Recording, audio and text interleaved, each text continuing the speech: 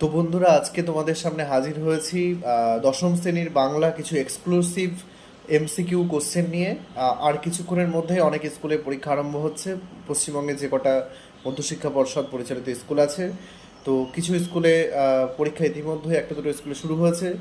তো আজকে এই ভিডিওর মধ্যে তোমাদেরকে দেখাবো যে প্রথম পর্যায়ক্রমিক মূল্যায়ন বাংলা কিছু exclusive last minute suggestion, MCQ, প্রশ্ন উত্তর তোমাদেরকে দেওয়া আছে।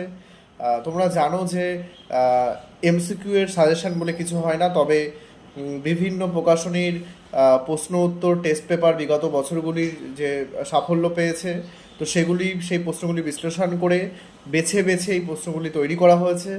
তো আশা করি এই প্রশ্নগুলি দেখে তোমরা উপকৃত হবে।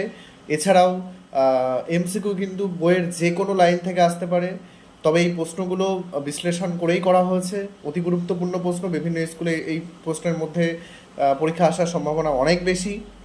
তো এবার দেখে নাও যে কি কি এমসিকিউ সাজেশন তোমাদের সামনে রেখেছি। আর কেউ যদি চ্যানেলে নতুন হয়ে থাকো, তাহলে অবশ্যই সাবস্ক্রাইব করতে ভুলো না। এরকম ধরনের বিভিন্ন ভিডিও পেতে আগে সুকান্ত একাডেমি লার্নিং তোমাদের সামনে পৌঁছে যাবে। তাই অবশ্যই সাবস্ক্রাইব করে রাখো এবং লাইক, কমেন্ট, শেয়ার করো। তো এবার দেখে নেব দশম শ্রেণীর বাংলা প্রথম পর্যায়ক্রমিক মূল্যায়নে কি কি গুরুত্বপূর্ণ প্রশ্ন আমি তোমাদের জন্য রেখেছি এমসিকিউ এর জন্য। দেখো, তোমাদের কিছু প্রথম সামেটিভ পর্যায়ক্রমিক মূল্যায়ন এক্সক্লুসিভ কিছু এমসিকিউ সাজেশন বাংলা দশম শ্রেণী। আমি একটু বলছি, মন দিয়ে শুনবে। এগুলোর মধ্যে থেকে দেখো, এমসিকিউ সাজেশন হয় না, তবে এগুলো গুরুত্বপূর্ণ প্রশ্ন, এগুলোর মধ্যে থেকে আসার সম্ভাবনা বেশি। জ্ঞানচক্ষু থেকে প্রথম, সেসব বই নাকি ছাপাও হয়, জাল লেখা বই ছাপা হয়। গ অপশান, তপনের নতুন মেসোমশাই লেখার বই। যেন নেশায় পেয়েছে, কিসের নেশায় পেয়েছে? গল্প লেখার নেশায় পেয়েছে। তপন তার প্রথম গল্পটি লিখেছিল দুপুরবেলা। জ্ঞানচক্ষু গল্পটি যে গল্প সংকলন থেকে নেওয়া হচ্ছে কুমকুম। তপনের লেখা গল্পের নাম ছিল প্রথম দিন। তপন গভীরভাবে সংকল্প করে। কী সংকল্প করে? তপন নিজে গিয়ে লেখা জমা দেবে। পৃথিবীতে এমন অলৌকিক ঘটনাও ঘটে। অলৌকিক ঘটনাটি কি? তপনের গল্প সন্ধ্যাতারা পত্রিকায় ছাপা হয়েছে। তপন মূলত মামার বাড়ি এসেছে বিয়েবাড়ি উপলক্ষে। তপনের মেসোমশাই কোন পত্রিকায় তপনের লেখা ছাপার কথা বলেছিল? সন্ধ্যাতারা পত্রিকায়। তপনের নতুন মেসোমশাই কি ছিল পেশায়? কলেজের প্রফেসর। তোমার গল্প তো দিব্যি হয়েছে, এখানে বক্তা হচ্ছে ছোট মেসো। তো এইগুলো পড়বে। এখান থেকে লাস্ট যে এমসিকিউ প্রশ্ন পড়বে, রত্নের মূল্য জহুরির কাছে। এখানে রত্ন ও জহুরিকে তপন ও ছোট মেসো, যেটা তোমাদের সিলেবাসে আছে। অসুখী একজন, দেখো সেখান থেকে গুরুত্বপূর্ণ এমসিকিউ। শান্ত হলুদ দেবতারা হাজার বছর ধরে ধ্যানে ডুবে থেকে স্বপ্ন দেখেছিলেন। পাবলো নেরুদার প্রকৃত নাম নেপতালি রিকার্দো রেইসেস বাসোয়ালতো। তারা স্বপ্ন দেখতে পারলো না, তারা বলতে এখানে শান্ত হলুদ দেবতারা। অসুখে একজন কবিতার অনুবাদককে নবারুণ ভট্টাচার্য। অসুখে একজন কবিতার পাবলো নেরুদার কোন কাব্যগ্রন্থের অন্তর্গত? এক্সট্রা ভ্যাগারিয়া। অশোকে একজন কবিতার কথক ঘুমিয়েছিলেন বারান্দার কোথায়? ঝুলন্ত বিছানায়। অশোকে একজন কবিতার কার হেঁটে যাওয়ার কথা বলা হয়েছে? গির্জার এক নানের। বছরগুলো নেমে এলো তার মাথার ওপর। কিসের মতো নেমে এলো? পাথরের মতো। অশোকে একজন কবিতায় কে মিষ্টি বাড়ির বারান্দায় ঝুলন্ত বিছানায় ঘুমিয়েছিল? কবিতার কথক। সে জানতো না, সে কি জানতো না? কথক আর কখনো ফিরে আসবে না। কবির পায়ের দাগ ধুয়ে দিল। কি ধুয়ে দিল? বৃষ্টি। অশোক একজন কবিতায় সেই মেয়েটি যার জন্য অপেক্ষারত, সে হলো কবিতার কথক। হাজার বছর ধরে ধ্যানে ডুবেছিল কারা? শান্ত হলুদ দেবতারা। তারপর যুদ্ধ এলো। কিসের মতো যুদ্ধ এলো? আগ্নেয় পাহাড়ের মতো যুদ্ধ এলো। এবার তোমাদের কবিতার মধ্যে যেটা প্রথম সামেটিভে আছে, আয়ারও বেঁধে বেঁধে থাকি, যে ইম্পর্টেন্ট শর্ট প্রশ্নগুলো পড়বে। দেখো, আমাদের ডান পাশে কি রয়েছে? ধস।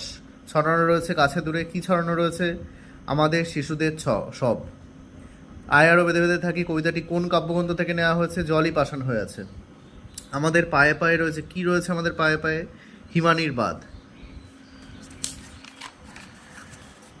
এছাড়া তোমরা কি পড়বে এখান থেকে? আমাদের মাথায় রয়েছে, আমাদের মাথায় কি আছে? বোমারু বিমান। আমরা 12 মাস। 12 মাস কি? আমরা ভিখারি। আয়ারও বেঁধে বেঁধে থাকি বাক্যাংশটি কবিতায় কতবার ব্যবহৃত হয়েছে? 2বার। পায়ে পায়ে হিমানির বাঁধ। হিমানির শব্দের অর্থ কি? তুষার। আমাদের যা নেই, কী নেই, আমাদের ইতিহাস নেই। কবিতায় কবি কীভাবে আরও বেঁচে থাকার কথা বলেছেন। বেঁধে বেঁধে, শঙ্খ ঘোষের ছদ্মনাম কি? কুন্তক। আয় আরও বেঁধে বেঁধে থাকি কবিতায় কী ধরনের কবিতা? তন্ময় ধর্মী কবিতা। এবার হচ্ছে আফ্রিকা, তোমাদের প্রথম সামেটিভে আছে আফ্রিকার যে গুরুত্বপূর্ণ এমসিকিউ। নিভৃত অবকাশে আফ্রিকা চিনেছিল, জলস্থল আকাশে দুর্বোধ সংকেত। বাষ্পাকুল অরণ্যপথে অরণ্যপথ বাষ্পাকুল হওয়ার কারণ কি? আফ্রিকার ভাষাহীন কান্না। স্রষ্টা নিজের সৃষ্টিকে বারবার বিধ্বস্ত করেছিলেন, তার কারণ নিজের প্রতি অসন্তোষে। এলো ওরা লোহার হাত করে নিয়ে। ওরা কারা? ইউরোপীয়রা। সভ্যের বড়বার লোভ নগ্ন করল আপন নির্লজ্জ। কি? অমানুষ। আফ্রিকার অত্যাচারিত হওয়ার মুহূর্তে তথাকথিত সভ্য দেশগুলির পাড়ায় পাড়ায় মন্দিরে বাজছিল। কি বাজছিল? পূজার ঘণ্টা। শিশুরা খেলছিল। কোথায় খেলছিল? মায়ের কোলে। দিনের অন্তিমকাল ঘোষণা করল অশুভ ধ্বনিতে।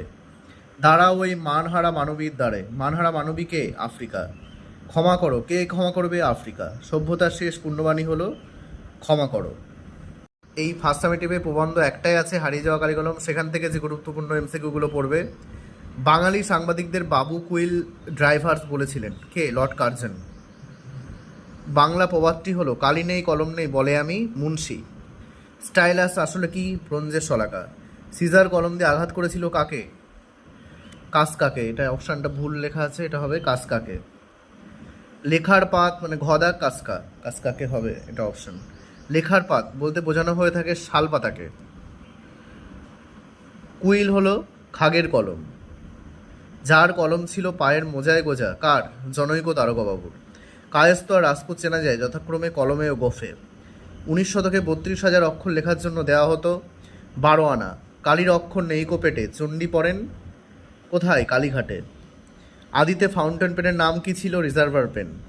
অনেক ধরে ধরে টাইপরাইটার লিখে গেছেন মাত্র একজন, তিনি হলেন অন্নদা শঙ্কর রায়। ফাউন্টেন পেনের বাংলা নাম ঝর্ণা কলম। কে দেন? রবীন্দ্রনাথ ঠাকুর।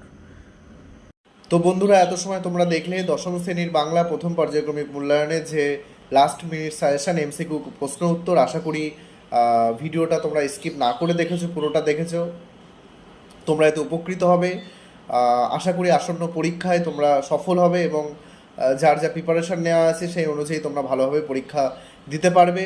তো এভাবেই বিভিন্ন সাজেশান ভিডিও, এরকম এমসিকিউ এর প্রশ্ন উত্তরের ভিডিও আমরা পরবর্তীকালে আরও অনেক দেব।